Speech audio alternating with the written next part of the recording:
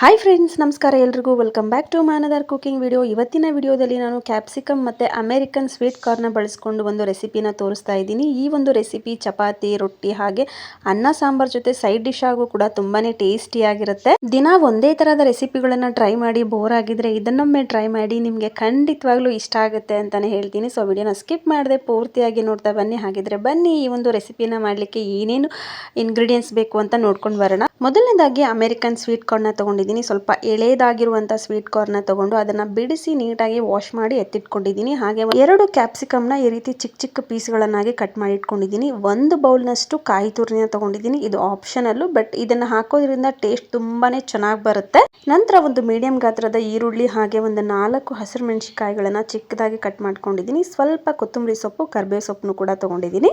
ನಂತರ stove on ಮಾಡ್ಕೊಂಡು ಒಂದು ಕಡಾಯಿನ ಇಟ್ಕೊಂಡು ಅದಕ್ಕೆ 2 ರಿಂದ 3 ಸ್ಪೂನ್ ಆಗುವಷ್ಟು ಎಣ್ಣೆನ ಹಾಕೊಳ್ತಾ ಇದ್ದೀನಿ.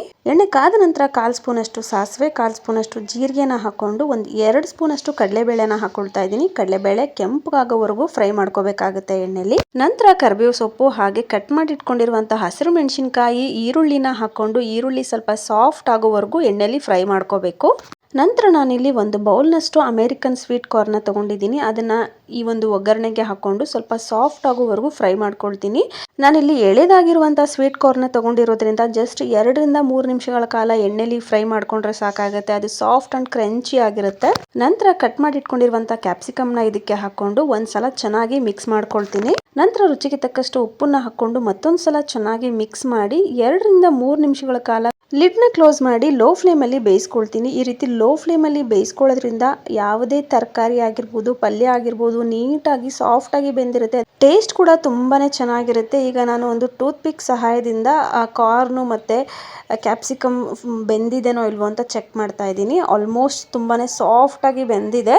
ಕೊನೆಯದಾಗಿ ನಾನಿಲ್ಲಿ ಕೊತ್ತಂಬರಿ ಸೊಪ್ಪನ್ನ ಹಾಕ್ಕೊಂಡು ಸ್ಟವ್ ಆನ್ ಮಾಡಿ ಈ ಒಂದು ರೆಸಿಪಿ ಸ್ವಲ್ಪ ಕೂಲ್ ಆದ ನಂತರ ಕಾಯಿ ತುರಿನ ಆ್ಯಡ್ ಮಾಡ್ಕೊಳ್ತಾ ಇದ್ದೀನಿ. ಬಿಸಿ ಇರುವಾಗಲೇ ಆ್ಯಡ್ ಮಾಡಿಕೊಂಡ್ರೆ ಅದು ಹಾಳಾಗೋ ಚಾನ್ಸಸ್ ಇರುತ್ತೆ. ಹಾಗಾಗಿ ಯಾವುದೇ ರೀತಿಯ ಕಲರ್ ಆಗಿರ್ಬೋದು, ಮಸಾಲೆಗಳನ್ನು ಯೂಸ್ ಮಾಡದೆ ಮಾಡಿರುವಂಥ ಈ ಒಂದು ರೆಸಿಪಿ ಏನಿದೆ ತುಂಬಾ ಟೇಸ್ಟಿಯಾಗಿ ಬಂದಿತ್ತು. ಹೆಚ್ಚು ಮಸಾಲೆಗಳನ್ನು ಯೂಸ್ ಮಾಡೋದು ಆರೋಗ್ಯಕ್ಕೆ ಒಳ್ಳೆಯದಲ್ಲ. ನಿಜವಾಗ್ಲೂ ಈ ಒಂದು ರೆಸಿಪಿ ತುಂಬಾ ಟೇಸ್ಟಿಯಾಗಿ ಬಂದಿತ್ತು. ನೋಡಿದ್ರಲ್ಲ, ಕಮ್ಮಿ ಇಂಗ್ರೀಡಿಯೆಂಟ್ಸ್ನ ಬಳಸ್ಕೊಂಡು ಹಾಗೆ ಕಮ್ಮಿ ಟೈಮಲ್ಲಿ ಈ ಒಂದು ರೆಸಿಪಿನ ಯಾವ ರೀತಿ ನಾನು ಪ್ರಿಪೇರ್ ಮಾಡಿದೆ ಅಂತ.